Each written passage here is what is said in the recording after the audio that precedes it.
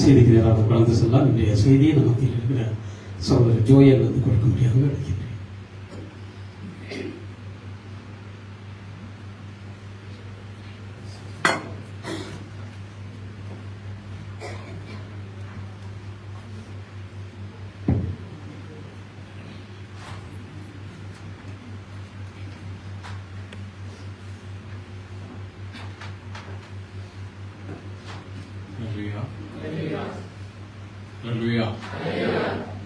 நல்லவர், மாறாதவர், இழப்பதவரை செய்கிறவர், நிற்பது நிர்மூலமாகாதிருப்பது கிருபை, நாம் சாகாமல் பிழைத்திருப்பது அவருடைய கிருபை. மனுஷனுடைய வாழ்க்கை புல்லு போலவும் பனி போலவும் புகை போலவும் டக்குனு போயிடும். ஒரே ஒரு வாழ்க்கை, வீசப்போகாத வாழ்க்கை இல்லையா? நாட்கள் பொல்லாதவர்களாக இருக்கிறது, துரிதமாய் கடந்து ஒரே ஒரு வாழ்க்கை.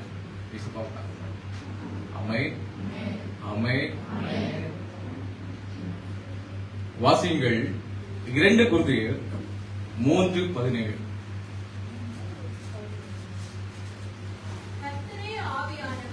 கர்த்தரே ஆவியானவர், கர்த்தருடைய ஆவி எங்கேயோ அங்கே விடுதலை உண்டு.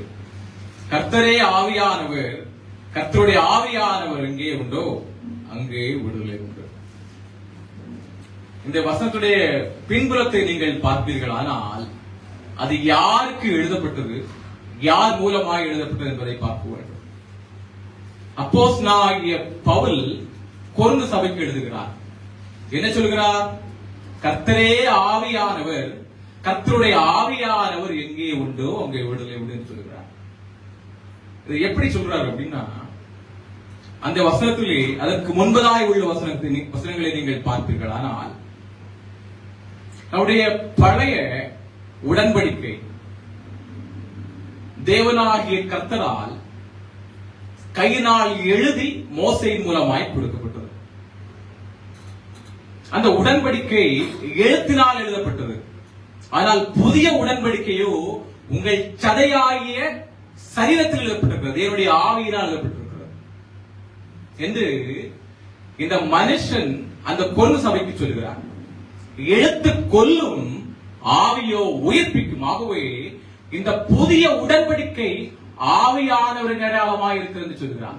அப்படிதான் சொல்றார். கர்த்தருடைய ஆவியானவர் எங்கே உண்டோ அங்கே விடுதலை உண்டு என்று சொல்கிறார். இந்த கர்த்தருடைய ஆவியானவர் எங்கு வாசமாய் இருக்கிறாரோ அங்கே விடுதலை உண்டா? ஒரு சபையிலே அவர் வாசமாய் இருப்பாரானால் அங்கே விடுதலை உண்டா? ஒரு குடும்பத்திலே அவர் வாசமாய் இருப்பாரானால் அங்கே விடுதலை உண்டா? ஒரு தனிநபருடைய வாழ்க்கையிலே அவர் வாசமாய் இருப்பாரானால் அங்கேயும் விடுதலை உண்டா? யார் இந்த ஆவியானவர்? ஆவியானவர் யார்? நீங்கள் வேதத்திலே பார்க்கும் பொழுது நம் ஆண்டவராகிய இயேசு கிறிஸ்து பரமேறி செல்வதற்கு முன்பதாக அவர் சொன்னார், நான் போய் ஒரு தேற்றவாளரை அனுப்புவேன், அவர் உங்களை சகல சத்தியத்துக்குள்ளும் உங்களை நடத்துவார் என்று சொன்னார். அவர் சொன்ன பிரகாரமாய் பெந்தேகோஸ்தே என்ற நாள் வந்த பொழுது எல்லாரும் ஒருமனமாய் ஓரிடத்திலே கூடினார்கள். வாசியுங்கள் அப்போஸ்தலர் 2:1-4 வரை உள்ள வசனங்கள். பெந்தேகோஸ்தே என்னும் நாள் வந்த பொழுது அவர் எல்லாரும் ஒருமனப்பட்டு ஓரிடத்திலே வந்தார்கள். அப்பொழுது பலத்த காற்று முழக்கம் போல வானத்தில் சடுதியாய் ஒரு முழக்கம் உண்டாயி அவர்கள் உட்கார்ந்திருந்த வீடு முழுவதையும் நிரப்பிற்று. அல்லாமலும் அக்கினிமயமான நாவுகள் போல அவர்களுக்கு காணப்பட்டது. கர்த்தராகிய இயேசு சொன்னது போல அவர் எல்லாரும் ஒருவனமாய் ஓரிடத்திலே இருந்தார்கள். தேவ ஆவியானவர் அங்கே அவர்களை நிரப்பினார்.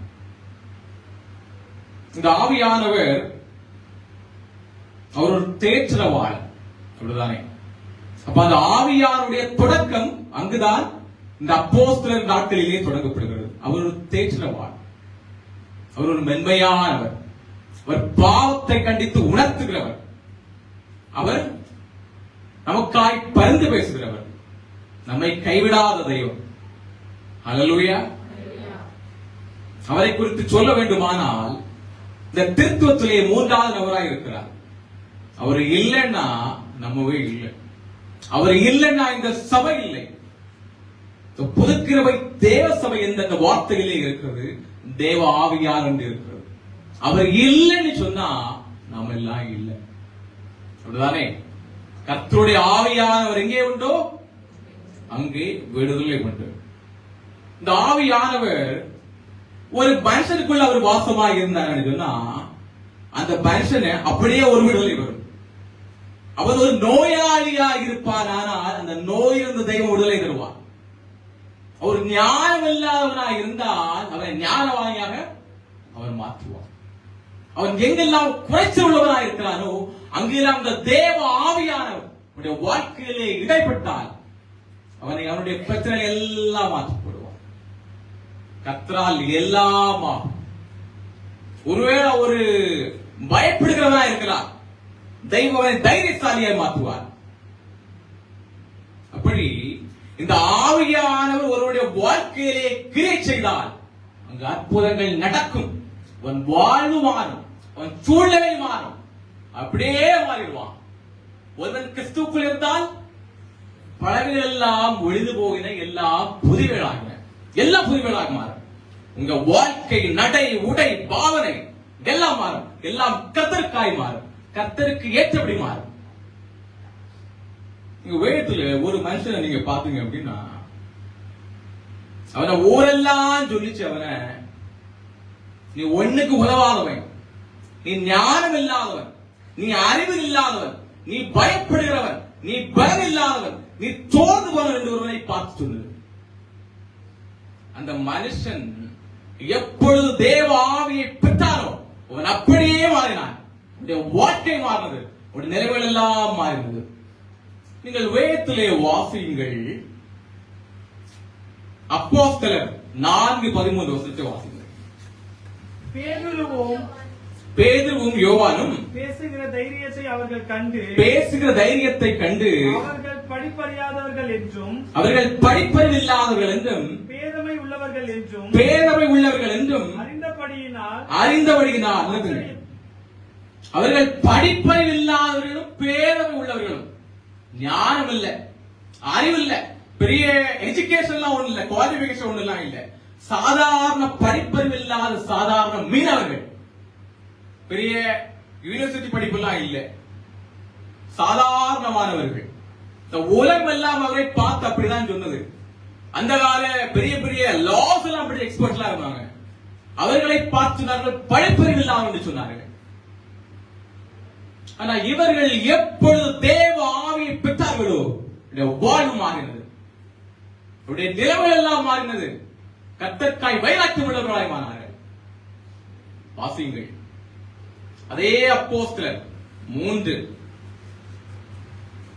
அதே அப்போஸ்தலர் 4:13.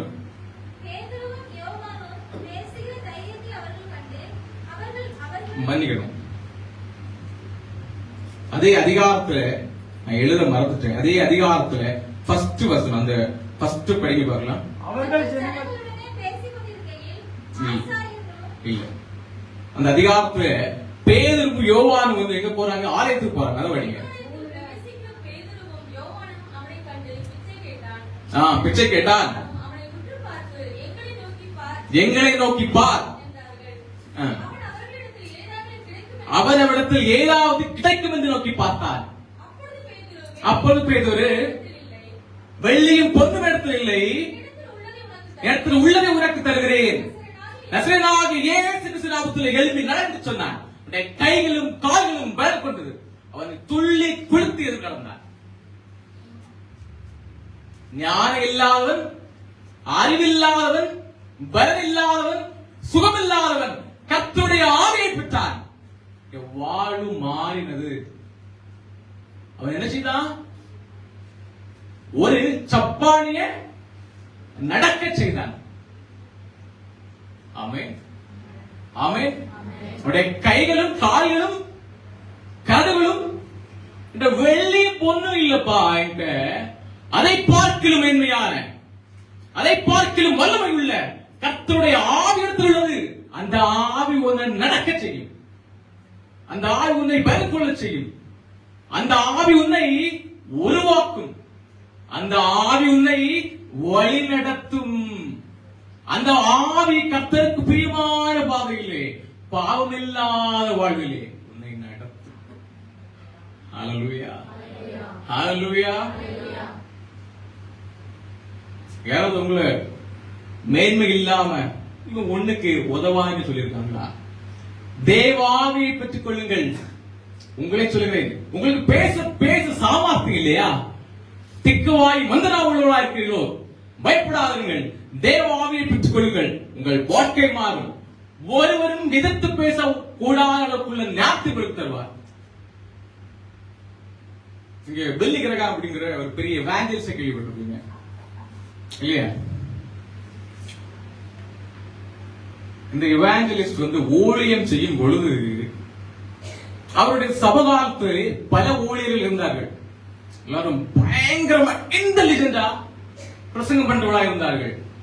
அவருடைய பிரசங்கத்தெல்லாம் கேட்ட அமேஸ்டா இருக்கும். அவருடைய சுயஞானத்திலே பயங்கரமா பேசினாங்க. ஆனா இந்த பெல்லி கிரகாம் அவருடைய பிரசங்கத்தை கேட்டு பாருங்க, பெருசாலாம் இருக்காது, சாதாரணமா தான் பேசுவார். ஆனால் தேவனாகிய கர்த்தர் அவர் மூலமாய் அற்புதங்களை செய்தார். இந்த அமெரிக்க தேசமே அவர் மூலமாய் வெற்றி படைக்கிற விஷயம் என்ன தெரியுமா? அவருடைய வார்த்தைகளே சாரம் இருந்தது. அவருடைய வார்த்தைகளே வல்லமை இருந்தது. கர்த்தர் அந்த வார்த்தையின் மூலமாய் அற்புதங்களை செய்தார். ஆவி ஆத்துமா சரீரத்தை உயிரடைய செய்தார். அப்போ இந்த தேவ ஆவியானவர் எங்க இருக்கிறாரோ அங்க அப்படியே மாற்றங்கள் உண்டாகும். பெருசா பெரிய ஞானி போல பெரிய அங்கெங்குமா எடுத்து ஃபேப்ரிகேட் பண்ணி அப்படி எல்லாம் சொன்ன அவசியமே இல்லை. சாதாரணமாய் கர்த்தருடைய வசனங்களை உள்ளது போல சொன்னா போதும் தேவ ஆவியானவர் கிரியை செய்வார். வார்த்தைகளை சாத்தி தருவார். எல்லாரையும் மாற்றுவாருங்க. உங்க எல்லாரையுமே தேவ ஆவியானவர் பயன்படுத்துவார். ஹல்லேலூயா, ஹல்லேலூயா. கழுதையை கொண்டு பயன்படுத்துற தெய்வம், மண்ணை கொண்டு பயன்படுத்துற தெய்வம் உங்களை பயன்படுத்துவதற்கு எம்மாத்திரம். ஹல்லேலூயா, ஹல்லேலூயா. எல்லாரையும் பயன்படுத்துவார். நான் பலவீனன், நான் என்னால முடியாது அப்படின்னு நான் ஒழிஞ்சிருக்கிறேன் அப்படி இல்லைங்க. பலவீனன் நான் பயன்படுத்துவார். யாரெல்லாம் குறைவா இருக்கிறீர்களோ உங்களை எல்லாம் பயன்படுத்துவார். ஹல்லேலூயா, ஹல்லேலூயா. அவருக்கு சின்ன காரியம் உங்களை கொண்டு பயன்படுத்தி செய்கிறது. ஹல்லேலூயா. அப்போ தேவ ஆவியானவர் வந்தா வாழ்க்கையே மாறுங்க. பலவீனம் மாறுது, குடும்ப சமாதான குறைச்சல் மாறி போகிறது, அன்பு வருகிறது, ஒற்றுமை வருகிறது, சமாதானம் வருகிறது. அங்க அப்படியே ஒரு நிம்மதி வந்து போகிறதுங்க. தேவ ஆவியானவர் எங்கே உண்டோ அங்கே விடலை உண்டு. எல்லாம் நம்ம பலத்தினால இல்ல. அவ்வளவு பெரிய அற்புதங்களை எல்லாம் செய்தார் அல்லவா அந்த பேதுரு. அவர் எப்படி செய்தாரு? தன்னுடைய ஞானத்தினால் செய்தாரோ இல்ல அவருடைய பராக்கிரமத்தினால் செய்தாரோ? பலத்தினாலும் அல்ல, பராக்கிரமத்தினாலும் அல்ல, கர்த்தருடைய ஆவியினாலேயா? ஹல்லேலூயா. சக்தியினாலும் அல்ல, யுக்தியினாலும் அல்ல, சுய சக்தியினாலும் அல்ல, யுக்தியினாலும் அல்ல, தேவனுடைய ஆவியினாலேயா? நம்ம வெறும் சீரோ, நம்மளால ஒண்ணுமே முடியாது. கர்த்தர் உங்களை பயன்படுத்த ஆரம்பித்தால் சிறுவாய் இருக்கிற நீங்க சுப்பிரமாரி. கர்த்தர் உங்களை பயன்படுத்தும்படிக்கு உங்களை ஒப்புக் கொடுங்க. யாருன்னு இல்ல, பெண்ணென்றும் இல்லை, ஆனந்தும் இல்லை, பெரிய ஞானி என்றும் இல்லை, அறிவில்லாதவனும் இல்லை, எல்லாரும் அவர் கொண்டுதான். வேற்றுமை இல்லாதது எல்லாரையும் பயன்படுத்துவார். உங்களை ஒப்பு கொடுக்க வேண்டும். கொடுப்பீர்களா? உங்களையும் பயன்படுத்துவார். உங்களை கொண்டு பெரிய பெரிய காரியங்களை செய்வார். உங்கள் மூலமாக அற்புதங்களை செய்வார். உங்களை கொண்டு அற்புதங்களை செய்வார். ஹல்லேலூயா. வேதமாய்த்தான் சொல்லுகிறது, பொய் சொல்லல. உங்களை கொண்டு அற்புதங்களை செய்வார். ஹல்லேலூயா, ஹல்லேலூயா. தப்பாய் நடக்க செய்வார். ஹல்லேலூயா. முடியுமா? முடியும். நோய்களை குணமாக்குவார் உங்களை கொண்டு. ஹalleluya, ஹalleluya. கர்த்தரால் எல்லாம் கர்த்தருக்கு ஒப்பு கொடுங்க. சரியா? ஓகே. அப்போ ஒரு மனுஷனை பயன்படுத்தணும் அப்படின்னா அங்க தேவ ஆவி வேணும். நீங்க அப்போஸ்தலனாகிய பவுலை பாருங்கள். இந்த பவுல் என்ன பண்ணான் தெரியுமா? பெரிய நிறுவனங்களை எல்லாம் பெற்றுக்கொண்டு சபையை பாழாக்கி கொண்டிருந்தார். இந்த சபையில் இருக்கிற ஆண்களையும் பெண்களையும் இழுத்து வந்து காவலிலே போட்டார். இப்படி பகா சித்திரவதை பண்ணார். தேவன் ஒரு நாள் அவரை சந்திச்சார். சொன்னாரு, பவுலே என்னை ஏன் துன்பப்படுத்துகிறாய் என்று கேட்டார். அந்த கர்த்தராகிய இயேசு எப்பொழுது அவரை தொட்டாரோ அவன் வாழ்வு அப்படியே மாறினது. ரொம்ப கரடுவடா இருந்தவன், பயங்கர கோக்காரா இருந்தவன் சாந்தமாய் மாறினான். அழகா சொன்னா பாருங்க, கிறிஸ்து எனக்கு ஜீவன், சாவு எனக்கு ஆதாயம் என்று சொன்னான். கர்த்தராகிய இயேசு கிறிஸ்துவை அறிகிறவரின் மேன்மைக்காக லாபமான அனைத்தையும் நஷ்டமும் குப்பை வாய்க்கிறது என்று சொன்னார். கிரேக்கருக்கும் அந்நியருக்கும் ஞானிக்கும் மூடருக்கும் இந்த கர்த்தராகிய இயேசு கிறிஸ்துவை குறித்து அறிவிக்க ஆசையாக உள்ளேன், இதன் நிமித்தம் நான் வெட்கப்படேன் என்று சொன்னார். அப்போ தேவ ஆவி வந்த உடனே இந்த அப்போஸ்தலனாகிய பவுலும் மாறினார். வேதத்துல பாருங்க, அழகான ஒரு வார்த்தை சொல்லுங்க. தெய்வம் இந்த அப்போஸ்தலனாகிய பவுலை கொண்டு பயங்கரமான அற்புத அடையாளங்களை செய்தார், விசேஷமான அற்புதங்கள் அடையாளங்களை செய்தார். இந்த கட்சிகளை எல்லாம் எடுத்து வியாதிஸ்தர் மேல் போட்டார்கள், அவர்கள் எல்லாரும் குணமடைந்தார்கள். ஹalleluya, ஹalleluya. கர்த்தரால் ஆகும். அப்போ நீங்க இந்த தேவ ஆவியானவருக்குள்ளே உங்களை அர்ப்பணிக்க வேண்டும், தேவ ஆவியை பெற்றுக்கொள்ள வேண்டும். பெற்றுக்கொள்வீர்களா? பெற்றுக்கொள்வீர்களா? தேவ ஆவியை பெற்றுக்கொள்ளுங்கள், துலமாய் பெற்றுக்கொள்ளுங்கள். மாம்சமான யார் மேலும் ஆவியை ஊற்றுகிற தேவன், தாகம் உள்ளவர் மேல் தண்ணீரை ஊற்றுகிற தேவன். ஹalleluya. உன் சந்தை மேலே ஆவியையும் உன் சந்தானத்தின் மேலே ஆசீர்வாதத்தை ஊற்று என்று சொன்ன தெய்வம். மாறாதவர், சொந்த தெய்வம் மாறாதவர். அவர் ஊற்றுவார், உங்கள் ஆவியினால் நிரப்புவார். ஆமென், ஆமென்.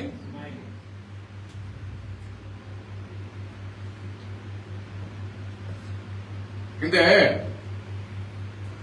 அப்போஸ்தலனாகிய பவுல் மட்டும் இல்ல, பேதுரு மட்டும் இல்ல, இங்க வேதத்துல பார்ப்பீர்கள். அப்படியானால் யாரெல்லாம் தேவ ஆவியை பெற்றார்களோ அவர்கள் பெரிய பெரிய அற்புதங்களை எல்லாம் செய்தார்கள். மரித்தவனை உயிரோடு எழுப்பினார். ஆகவே தேவ ஆவியை பெற்றால் பெரிய பெரிய காரியங்களை செய்ய முடியும். இந்த தேவ ஆவியை ஏன் பெற்றுக்கொள்ள வேண்டும்? வேற சொல்ல முடியுமா? தேவ ஆவியை ஏன் நீங்கள் பெற்றுக்கொள்ள வேண்டும்? கொஞ்சம் மெல்ல பேசலாம் நினைக்கிறேன். தேவ ஆவியை ஏன் பெற்றுக்கொள்ள வேண்டும்? நேரம் சொல்ல முடியுமா?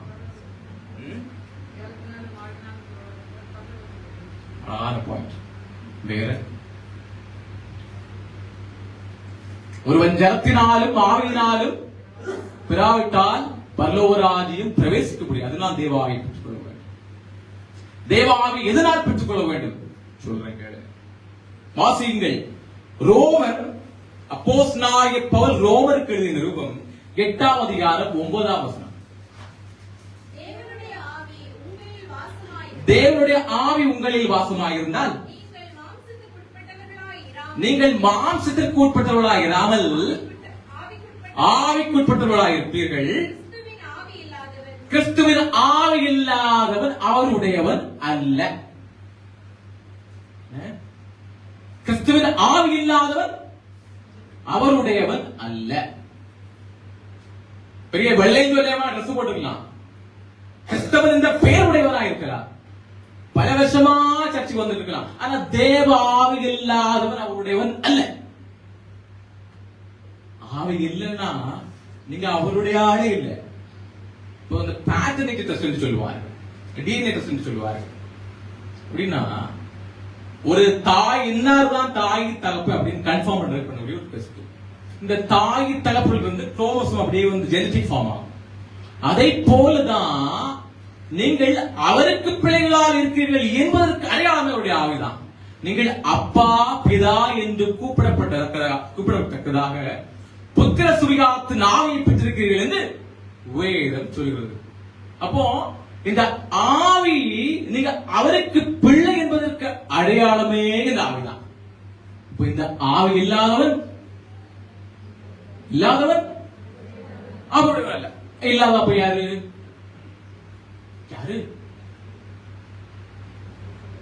ஆவி இல்லாதவன் அவருடையவன் அல்ல.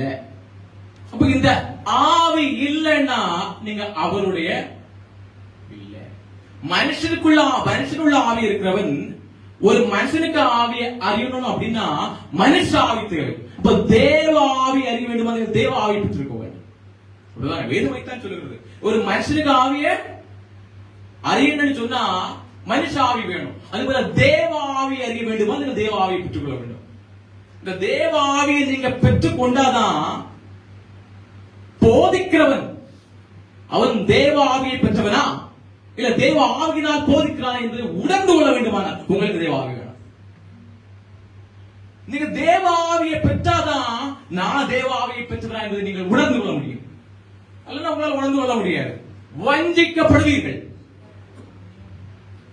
ஹல்லேலூயா, ஹல்லேலூயா. ஆட்டுத்தோலை போர்த்திக் கொண்டு உங்களிடத்தில் வருவார்கள். உள்ளத்திலே பட்சிக்கிற ஓநாய்கள், வெள்ளையடிக்கப்பட்ட கல்லறைகள். கடைசி காலம் நம்பிடாதுங்க, வசனப்படுங்க. தேவ ஆவியை நீங்கள் பெற்றுக் கொள்ளுங்கள். அப்பொழுது நீங்கள் உணர்வீர்கள் யார் தேவ ஆவி பெற்றிருக்கிறார்கள் என்பதை. காலம் கொல்லாதது. கடைசி காலம். ஹல்லேலூயா, ஹல்லேலூயா. யாரையுமே நம்ப முடியல. வேத பிரகாரமாய் யாரையுமே நம்ப முடியல. உணர்ந்து பாருங்கள், படித்து பாருங்கள். தேவ ஆவியை நீங்கள் வேத வசனத்தை படித்து பாருங்கள், அறிவீர்கள். சத்தியத்தை அறிவீர்கள். சத்தியம் உங்களை விடுதலையாக்கும். குமாரன் விடுதலையாக்கினால் மெய்யாக விடுதலையாக்கப்படுவீர்கள். ஹல்லேலூயா, ஹல்லேலூயா. வேதத்தை படியுங்கள். யூடியூப்ல மாத்திரம் வீடியோ பார்த்தா போடாது. வேத வசனங்களை பார்த்தா போதாது. நீங்கள் தேவனோடு இருந்து அவரோடு, அவர்களிலும் மேன்மையானவர், அவரோடும் வல்லமை பெற்றவர், அவருக்கு வார்த்தை கேளுங்க. வேதத்தை வைத்து நீங்கள் கர்த்தரோடு பேசுங்கள். யூடியூப்ல செய்து கேட்கண்டான்னு சொல்லல, கேளுங்க, தப்பில்லை. ஆனாலும் முதலாவது வேத வசனத்தை படித்து கர்த்தரோ ஆவியானவர்களோடு பேசுவார். அவரை மாதிரி செய்தியாளரே கிடையாது. பெரிய செய்தியாளர், பெரிய பிரசங்கியாளர், பெரிய தீர்க்கதரிசி, அதிலும் மேலானவர் நம்முடைய ஆவியானவர். ஹல்லேலூயா, ஹல்லேலூயா. அதுல பைபிளை படிங்க. என்ன சொல்கிறது, யாருக்கு சொல்லப்படுகிறது, எந்த நிலைமையில் சொல்லப்படுகிறது, அப்படியே ஆழமாய் முன்னும் பின்னும் புரட்டி படிங்க. விடுதலை ஆவீர்கள், நீங்கள் விடுதலை ஆவீர்கள். ஹல்லேலூயா, ஹல்லேலூயா. தேடுமாறு இருக்கும் பைபிள் படிச்சா சமாதானம் வரும். எனக்கு ஒரு சின்ன ஒரு அனுபவத்தை சொல்றேன் உங்களுக்கு. ஐயோ துணை சமயம் நான் வந்து சில நாளைக்கு முன்பதாக வந்து ஒரு 2 வருஷம் முன்னாடி, அப்போ எனக்கு வீடு கட்டணும் அப்படிங்கிற ஒரு எண்ணம் வந்துச்சு. எனக்கு பெரிய பட்ஜெட் ஆரம்பிச்சு 47 லட்சம் சொன்னாங்க. எங்க கையில பைசா கிடையாது. இப்ப நான் வந்து என்ன பண்ண அப்படின்னா ஒரு யூடியூப் ஆரம்பிச்சு பெரிய இந்த நிறைய யூடியூப்ல ஹெல்த் டாக்ஸ் எல்லாம் கொடுக்க ஆரம்பிச்சேன். பயங்கர சர்ச் பண்ணி பயங்கர ஆர்டிகல்ஸ் எல்லாம் யாரும் சொல்லாத மாதிரி, யாரும் இதுவரை சிந்திக்காத மாதிரி, பெரிய பெரிய ஆளெல்லாம் இருக்கட்டும், நம்ம வித்தியாசமா சொல்லி பயங்கரமா கொடுக்க ஆரம்பிச்சேன். கொடுத்து சேனல் டக்குன்னு பிக்கப் ஆயிட்டு, டக்குன்னு வியூஸ் எல்லாம் போயிட்டு, பைசா எல்லாம் வர ஆரம்பிச்சுட்டு, ஆனா சமாதானம் போச்சு. பைபிள் படிக்கல, சர்ச்சுக்கள் எல்லாம் பயங்கர ப்ரிப்பரேஷன், சேனல் பீக்ல போயிட்டு, ஆனா நாட் அவள்ல போயிட்டு. இப்போ என்ன சொல்ல வரேன்னா, நீங்க உங்களுக்கு சமாதானம் வேணும் அப்படின்னா நீங்க தேவ ஆவியானோடு நீங்கள் இருக்க வேண்டும், அவரோடு இணைந்திருக்க வேண்டும், இந்த வேத வசனத்திலே இணைந்திருக்க வேண்டும்.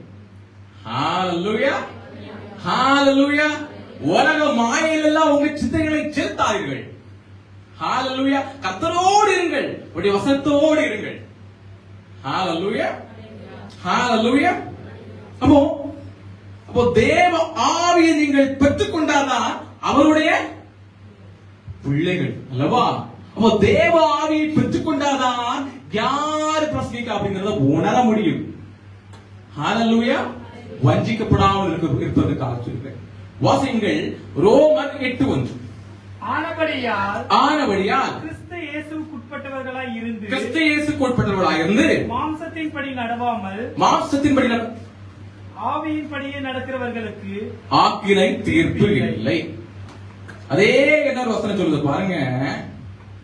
கிறிஸ்துவை எழுப்பினுடைய ஆவியானவர் உங்களில் வாசமாய் இருந்தால் சாவுக்கேதுவான உங்கள் சரீரத்தை உயிர்ப்பிப்பார். அப்போ உங்களை உயிர்ப்பிக்கணும் அப்படின்னா கடைசி நாட்களிலே தேவன் மேகத்திலே வருவார், எக்கால சத்தத்தோடு வருவார், ஆரவார சத்தத்தோடு வருவார். அப்போ அவருக்கு முன்பு நீங்கள் நிற்க தகுதி உள்ளவர்களாயாகும்படிக்கு தேவாவியை பெற்றுக் கொள்ள வேண்டும். தேவாவி இருந்தால் அவர் உங்களை உயிர்ப்பிப்பார், இல்லைன்னா உயிர்ப்பிக்க மாட்டாரு.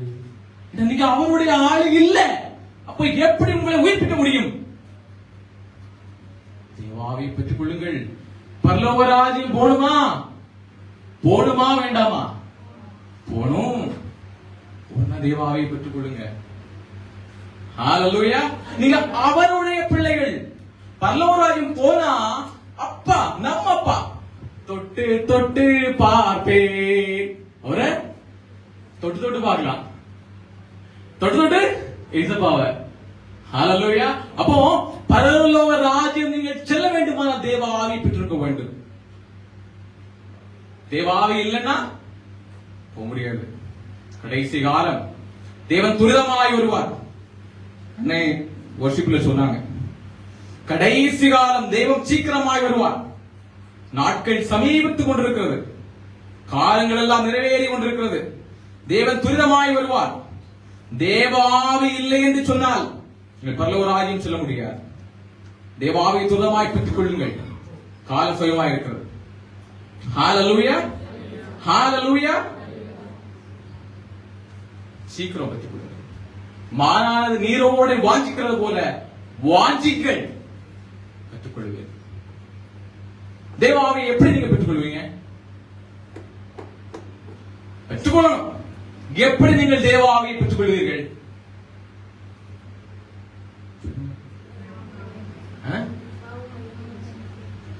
பாவம் நிச்சய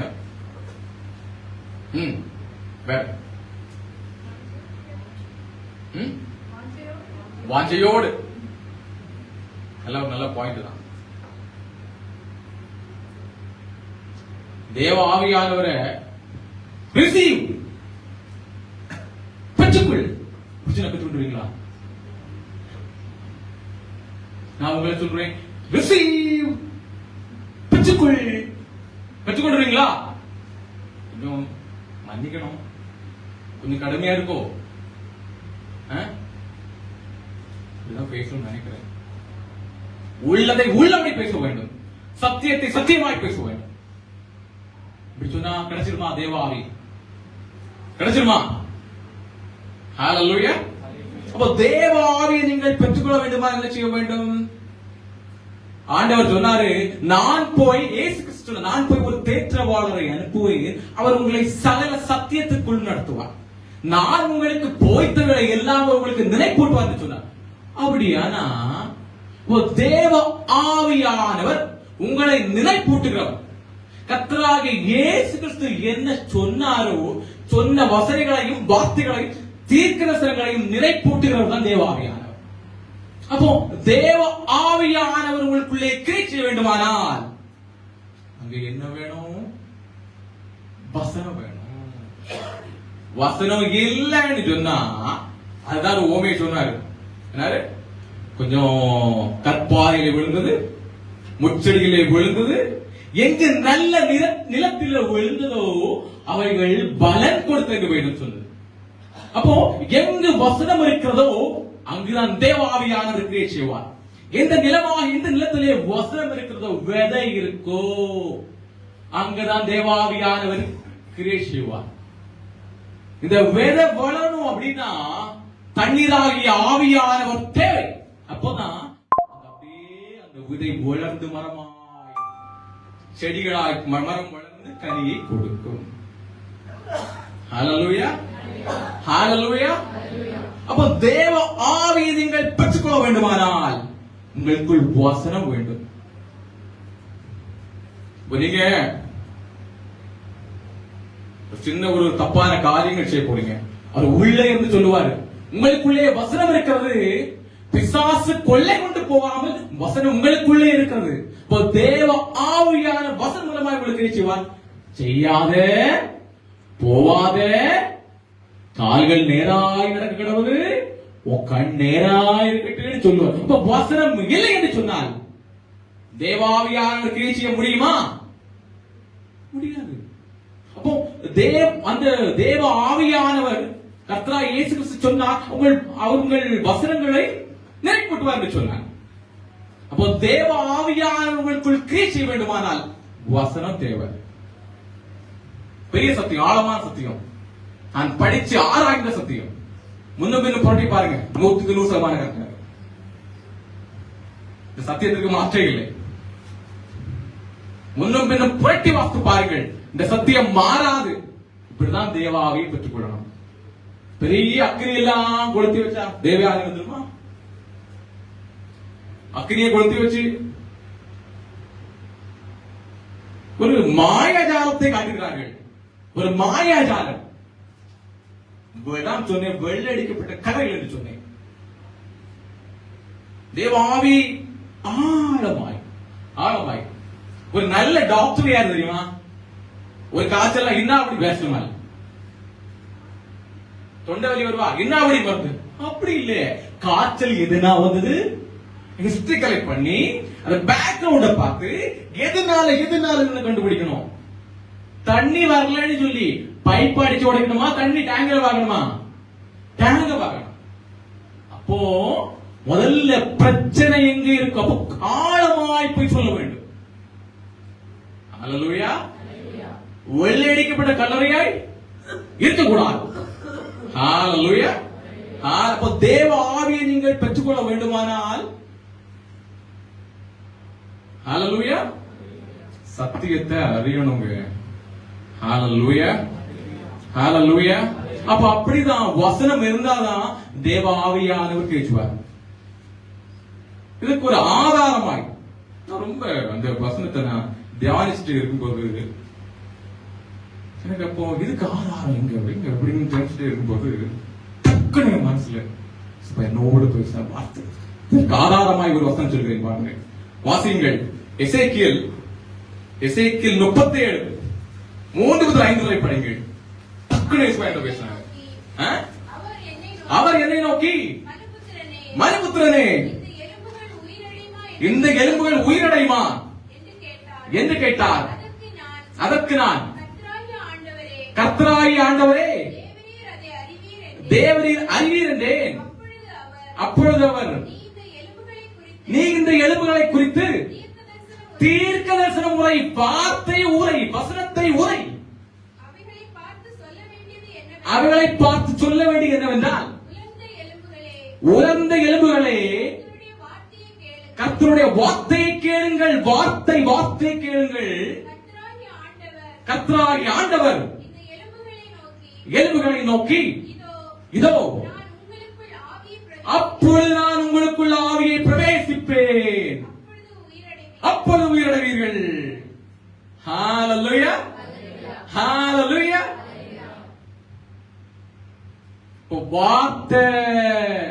வார்த்தை இருந்தால் உயிரடைவீர்கள். வாசிங்க, 10 வாசிங்க. எனக்கு கற்பிக்கப்பட்டபடி நான் தீர்க்கதரிசனம் உரைத்தேன். அப்பொழுது ஆவி அவர்களுக்குள் பிரவேசித்தது. நான் வார்த்தை சொன்னேன், தீர்க்கதரிசனம் உரைத்தேன், வசனத்தை உரைத்தேன், அப்பொழுது ஆவி அவர்களுக்குள் பிரவேசித்தது. இந்த எலும்பு செத்து போன சரத்துக்குள்ள தேவ ஆவி இருந்தால், வசனம் உரைக்கப்பட்டால், வசனம் இருந்தால் அந்த சரீரம் உயிர் வரும். எவ்வளவு பெரிய நோயா இருக்கலாம், பயப்படாதுங்க. தேவ ஆவியை பெற்றால் இந்த எலும்பு, நரம்பு, சதை, இந்த ரத்த நாளம் எல்லாம் உயிர் வரும். ஹalleluya, ஹalleluya. உயிர் வருங்க. பயங்கரமான பவர். இந்த செல்கள் எல்லாம் அப்படி எனர்ஜி ஆகும். ஹீலிங், உண்மையான ஹீலிங். ஹீலிங்கிறது சோல் ஸ்பிரிட்ல ஹீலிங். உடனே அப்படியே ஹீலிங் வரும். ஒரு அவ்வளவு வல்லமை உள்ளவர் ஆவியானவர்.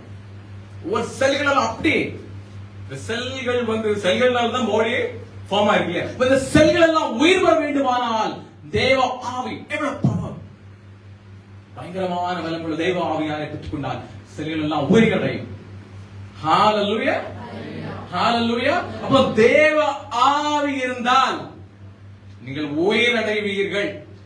வேத வசனம் இருந்தால் தேவ ஆவியை பெற்றுக் கொள்வீர்கள். வசனம் படிப்பீங்களா? படிப்பீங்களா? டெய்லி தியானிப்பீங்களா?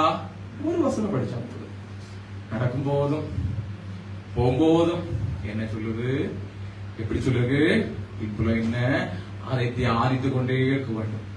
எனக்கு ஒரு பழக்கம் இருக்குங்க, வசனத்தை மனப்பாடம் பண்ணுவேன். என் வசனத்தை மனப்பாடம் பண்ணணும்னு என்ன தெரியுமா?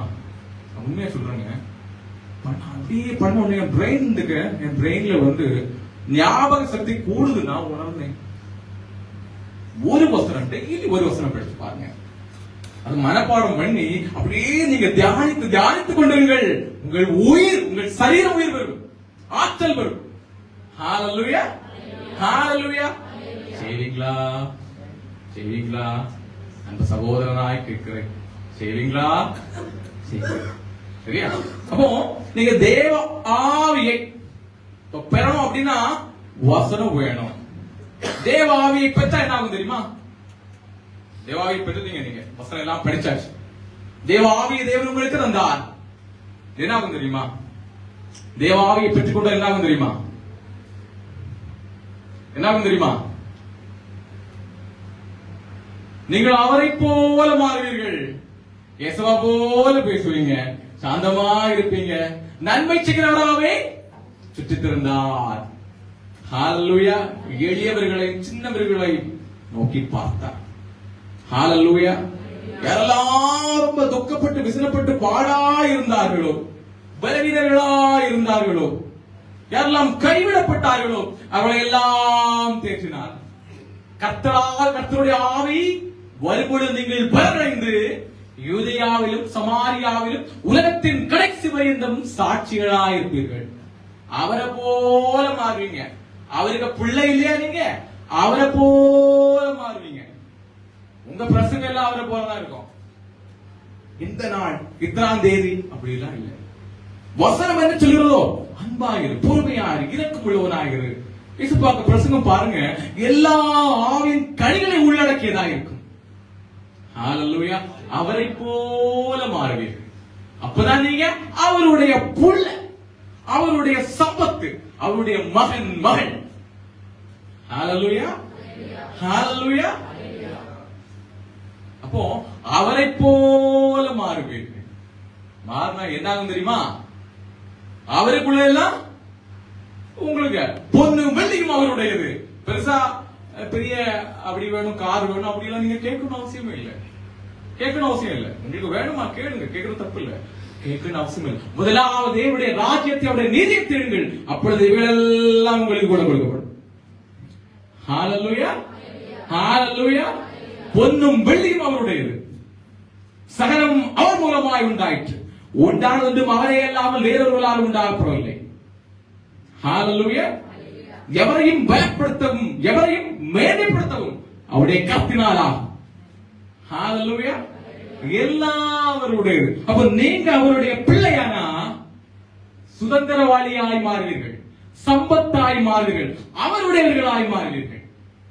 ஹalleluya, ஹalleluya. கார் வேணும், வீடு வேணும், பெரிய லேண்ட் வேணும் அப்படின்னு அவசியமே இல்லை கேட்கணும்.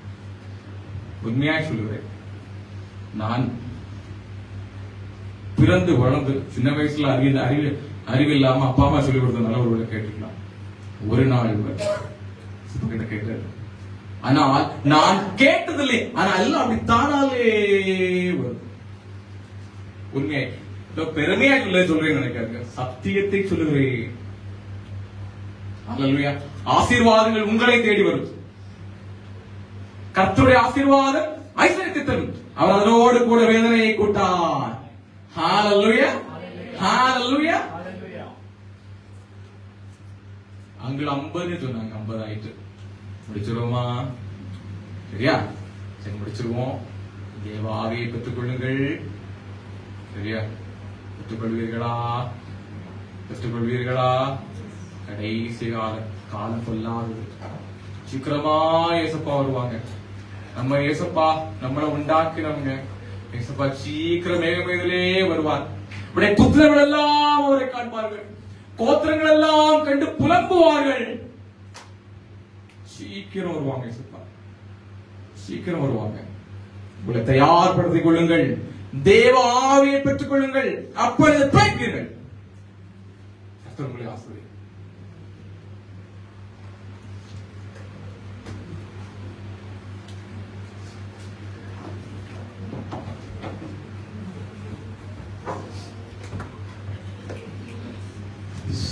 ஹல்லேலூயா, ஹல்லேலூயா. நிச்சயமாகவே தேவன் நம்மோடு இடைப்பட்டிருப்பார். கேட்கப்பட்ட தேவ செய்திக்காக கரங்களை தட்டி தேவனை மகிமைப்படுத்தலாம். அஞ்ஞாவது நாம் அப்படி இடைப்பிருப்போம். ஆராதனையின் முடிவு நாம் கடந்து செல்ல இருக்கிறோம். அதற்கு முன்பாக நாம் தேவனுக்கென்று நாம் கொடுத்திருக்கிறோம் நம்முடைய காணிக்கைகளை நாம் நம்முடைய கரங்களில்